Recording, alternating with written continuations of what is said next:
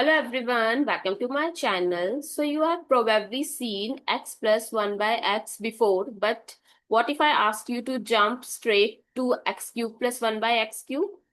So let's unlock this step by step using identities.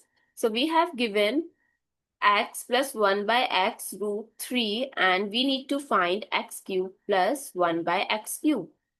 So we will use a standard identity for cubes in terms of x plus 1 by x. So x cube plus 1 by x cube is x plus 1 by x whole cube minus 3 times x plus 1 by x. Now the value of x plus 1 by x is root 3. So root 3 cube minus 3 times root 3.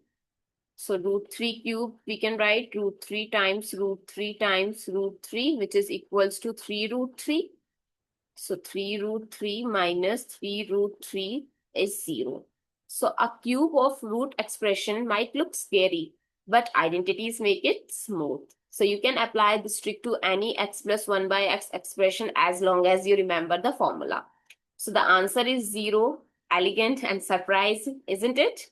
So try this technique in other problems too. Like, share and subscribe if you want more identity-based problem solving techniques. See you in the next video.